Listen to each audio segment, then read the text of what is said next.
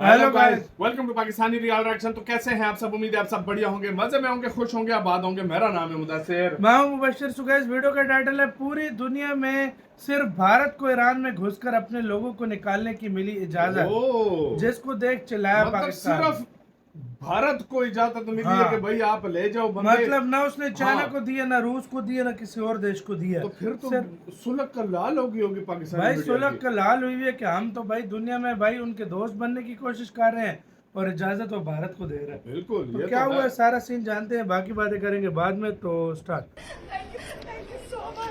ये देख लोग कितने खुश हैं अपने देश को आके भाई वो लगा। वाह।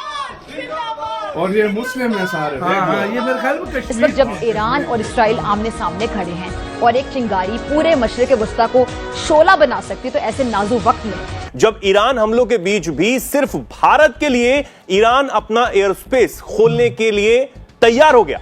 ये एक बहुत बड़ी भारत की मैं समझता हूँ डिप्लोमेटिक सक्सेस है। तो अब मुस्तकबिल में हमें किस तरफ को तवज्जो देनी है, कौन से लूप होल्स हैं जिनको ओवरकम करने की जरूरत है? कि प्लीज आप लोग इस किस्म की ट्वीट्स लगा के क्यों हमारा बेड़ा गर्क करने पे तुले हुए?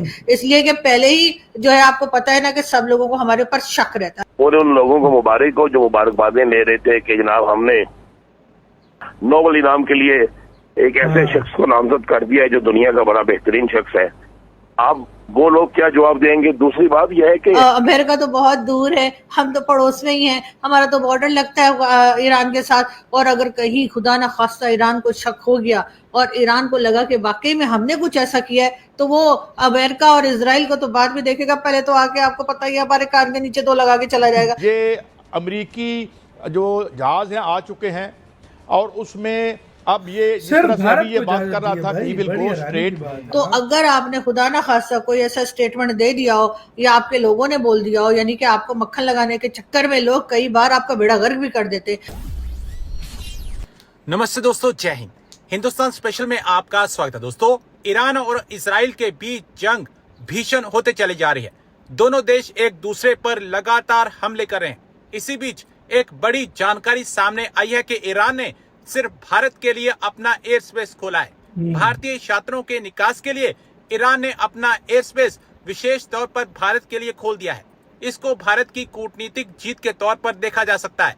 आपको यहाँ बता दें कि युद्ध प्रभावित इस देश में फंसे भारतीय छात्रों की आपातकालीन निकास के लिए उठाया गया एक बड़ा कदम है। ईरान के इस फैसले से कम 1000 छात्रों को भारत पहुंचाने की प्रक्रिया शुरू हो चुकी है। बता दें कि ईरान द्वारा एयर स्पेस खोले जाने के बाद छात्रों को लेकर जब पहली फ्लाइट्स आई तो यात्री भावुक होकर भारत माता की जय के नारे लगाने लगे।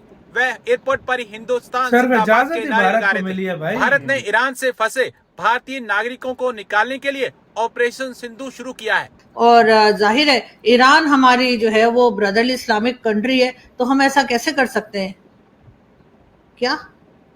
हाँ ठीक है ठीक है, हाँ ठीक है ठीक है। हमने अफगानिस्तान के वक्त हमने ऐसा किया था, ऐसा नहीं है, लेकिन उसके बाद हमने सबक सीख लिया।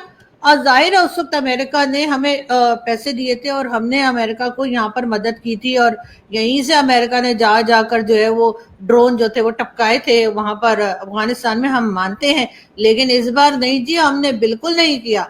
तो इसलिए प्लीज मेरे अपने तमाम दोस्तों से बात कि प्लीज इस तरह की खबरें ना फैलाएं, क्योंकि आप लोग जानते हैं ना कि अमेरिका तो बहुत दूर है, हम तो पड़ोस में ही हैं, हमारा तो बॉर्डर लगता है ईरान के साथ।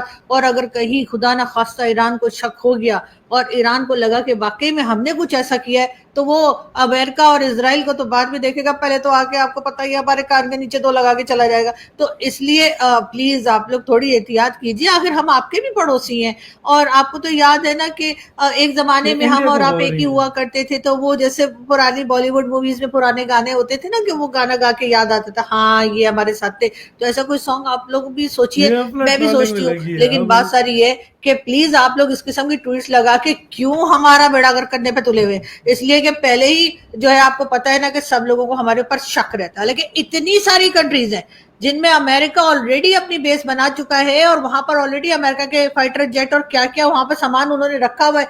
लेकिन इसके बावजूद जब भी कोई बात होती है तो भारत के लोग न जाने हमें क्यों बीच में घसीटने लग जाते हैं। अब भारत से लोग कह रहे हैं कि जी अगर कोई चेक कर ले, जो कि आजकल चेक हो जाते हैं, तो पता नहीं हामिद मीर साहब कौन से जमाने में रहते हैं कि उनको ये ख्याल नहीं है कि वो चेक हो सकता है कि कहाँ से ये फाइटर जेट आए और कहाँ को गए या कहाँ से मिसाइल चले कहाँ को गए।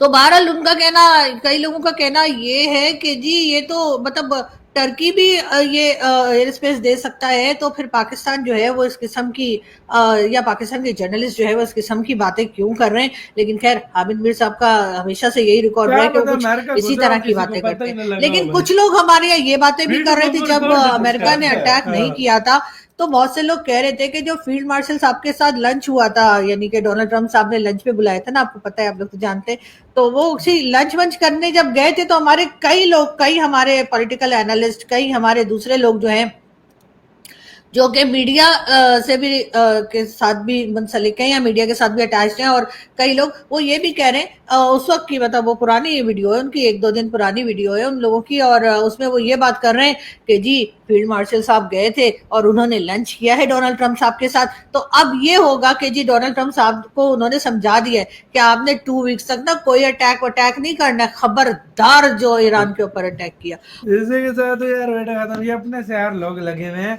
अब आते हैं मेन जगह पे। पहले तो बात करते हैं जो है जो सिर्फ भारत के लिए जो एयर स्पेस खोला है, एयर स्पेस और खोली, किसी देश उसके के लिए सारा कुछ इंडियन नागरिकों को निकाला गया है और अभी भी इंडिया निकाल रहा है, अपने लोगों को लेकर आ रहा है। अब आगे जंग का रुख कहाँ तक बदलेगा कुछ किसी को कुछ नहीं कह सकते। दूसरा पाकिस्तान के एयर स्पेस नहीं यूज हुआ यार मैं आपको सच बताऊं, अमेरिका उसका कतर में भी है, उसका इराक में भी है, उसका मुख्तलिफ जगहों पे अड्डे हैं, वो कहीं पे भी यूज कर सकता है। और अमेरिका ऐसा देश है, किसी देश के ऊपर से जानबूझ के भी गुजर जाए तो कोई देश उसके नहीं कर सकता। तो सीधी सी बात सच है। और मेन बात मुद्दा पता है क्या किस चीज का है? सबसे बड़ी वो जो जिसकी वजह से पाकिस्तान पे ज्यादा बातें हो रही हैं, जो आसिम मुनीर साहब मिले, लंच किया ना, उसके 2 दिन के अंदर किया, तो वो उस पे लोग ज्यादा वो क्या कहते हैं, लोग जो है भाई लगे हुए हैं। हालांकि एयर स्पेस तो पहले भी दूसरे देशों के इस्तेमाल कर रहे थे, एयर स्पेस तो नहीं दिया, सीधी सी बात है। इसमें जो है ना बातें कर रहे हैं, तो ये लोग अपनी अपनी जो चीजें बना रहे हैं। लेकिन मुद्दा ये है कि भाई ईरान ने, हालांकि पूरी और देशों से भी रिलेशन उसके अच्छे हैं, लेकिन भारत को एयर स्पेस सिर्फ दिया भाई। यार मैंने तो सुनने में आया, मुझे आज की खबर थी कि कल की खबर थी, मैं भूल रहा हूँ, आज की खबर थी, मैंने सुबह थोड़ा सा देखा था।